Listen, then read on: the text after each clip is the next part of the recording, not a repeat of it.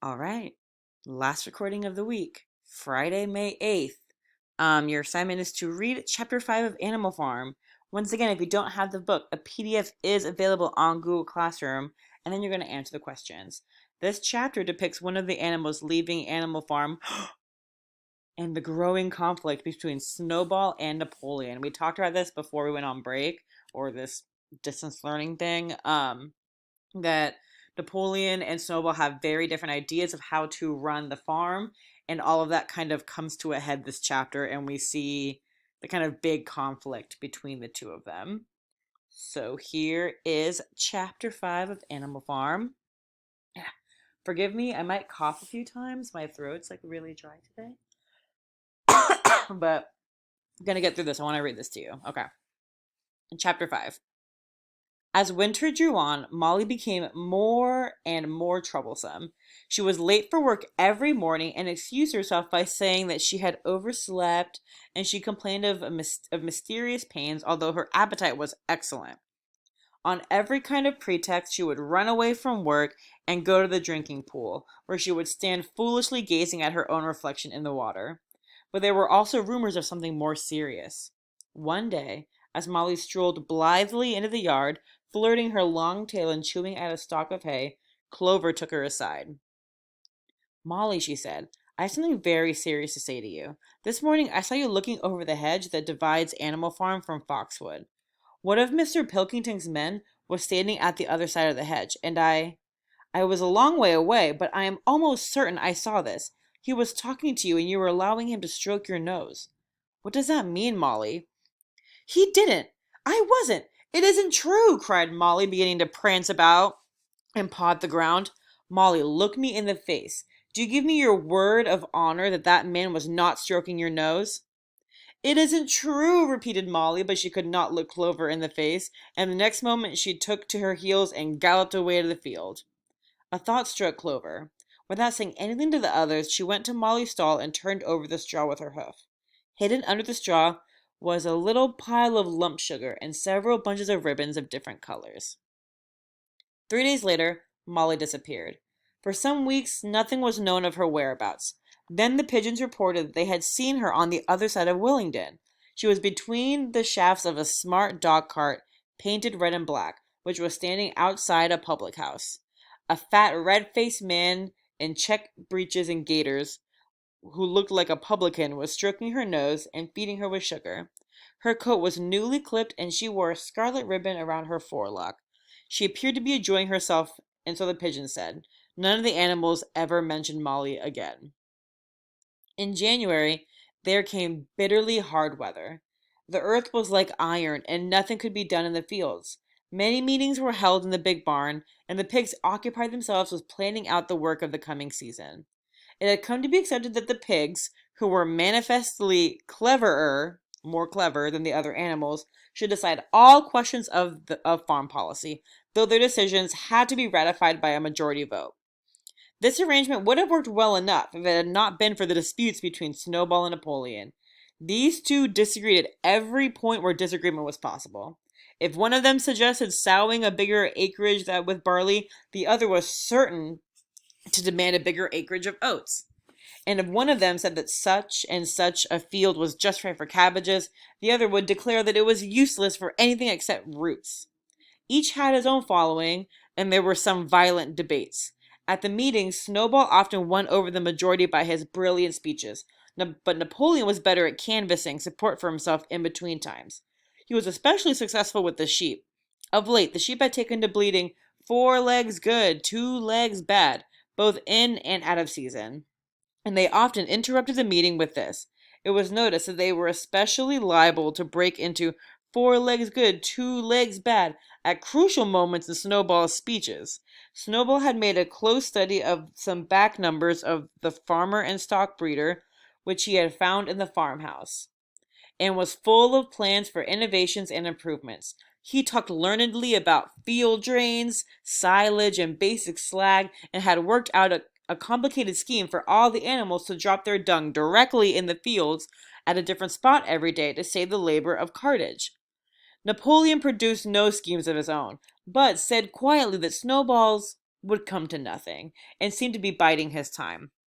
But of all their controversies, none was so bitter as the one that took place over the windmill. In the long pasture not far from farm buildings, there was a small knoll which was the highest point on the farm.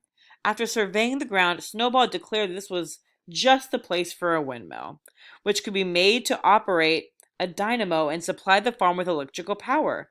This would light the stalls and warm them in the winter, and would also run a circular saw, a shaft cutter, a mango slicer, and an electric milking machine. The animals had never heard anything of this kind before, for the farm was an old-fashioned one and had only the most primitive machinery. And they listened in astonishment while Snowball conjured up pictures of fantastic machines which would do their work for them while they grazed at their ease in the fields or improved their minds with reading and conversation. Within a few weeks, Snowball's plans for the windmill were fully worked out.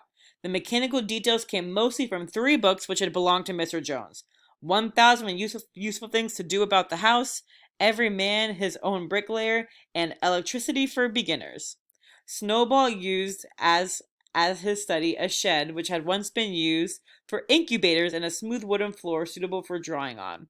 He was closeted there for hours at a time, with his books held open by a stone. With a piece of chalk gripped between the knuckles of his trotter, he would move rapidly to and fro, drawing in line after line and uttering little whimpers of excitement. Gradually, the plans grew into a complicated mass of cranks and cogwheels, covering more than half of the floor, which the other animals found completely unintelligible, but very impressive. All of them came to look at Snowball's drawings at least once a day. Even the hens and ducks came, and were at pains not to tread on the chalk marks. Only Napoleon held aloof. He had declared himself against the windmill from the start. One day, however, he arrived unexpectedly to examine the plans. He walked heavily around the shed, looking closely at every detail of the plans, and snuffed them once or twice, then stood for a little while contemplating them out of the corner of his eye. Then suddenly he lifted his leg, urinated over the plans, and walked out without uttering a word. Yes, he peed on Snowball's plans. That's what just happened. The whole farm was deeply divided on the subject of the windmill. Snowball did not deny that to build it would be a difficult business. Stone would have to be carried and built up into walls, and the sails would have to be made, and after that there would be need for dynamos and cables. How those were to be procured, Snowball did not say, but he maintained that it would all be done in a year.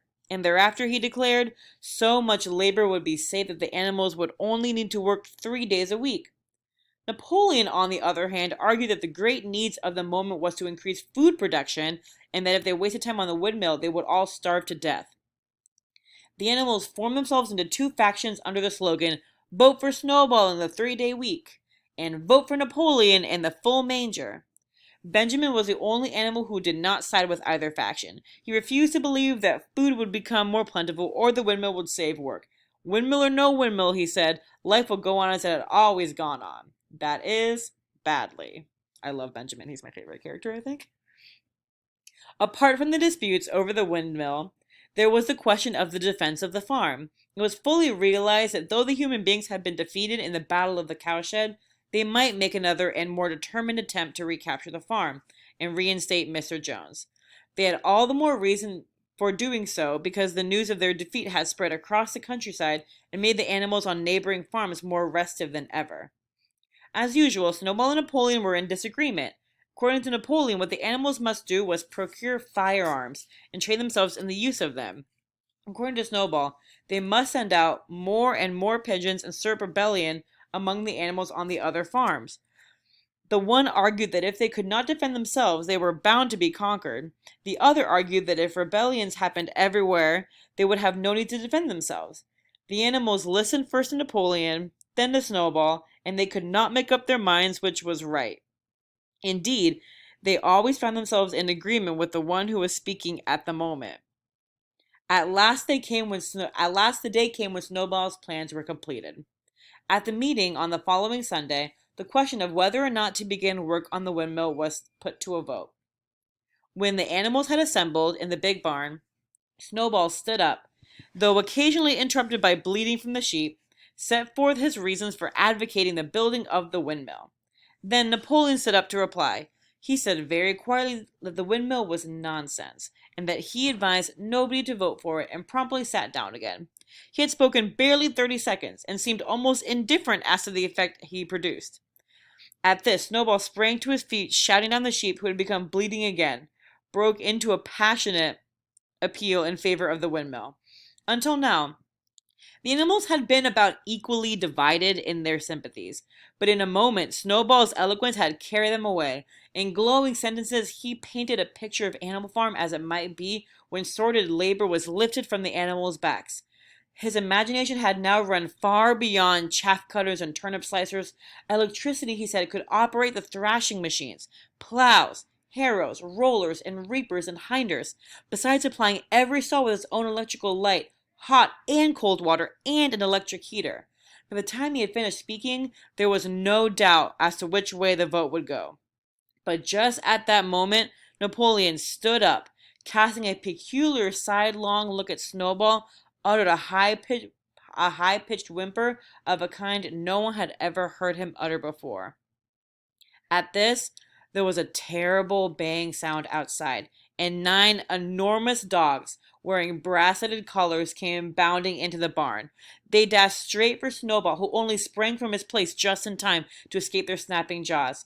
In a moment he was out the door, and they were after him. Too amazed and frightened to speak, all the animals crowded through the door to watch the chase. Snowball was racing across the long pasture that led to the road.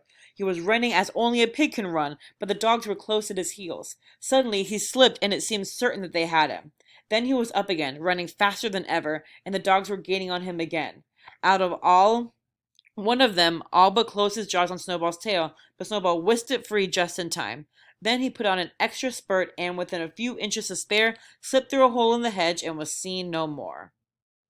Silent and terrified, the animals crept back into the barn. In a moment the dogs came bounding back. At first, no one had been able to imagine where these creatures had come from, but the problem was soon solved. They were the puppies whom Napoleon had taken away from their mother and reared privately. Though not yet fully grown, they were huge dogs, and as fierce-looking as wolves.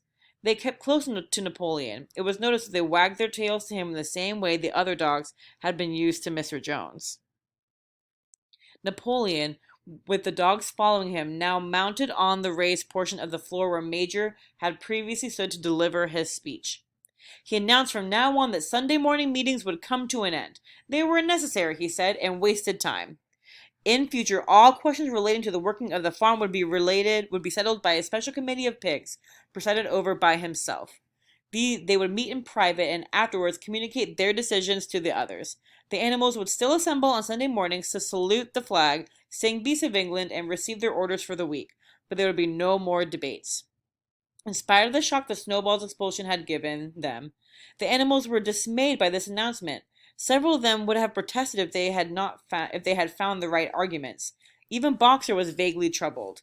He set his ears back, shook his forelock several times, and tried hard to marshal his thoughts, but in the end he could not think of anything to say.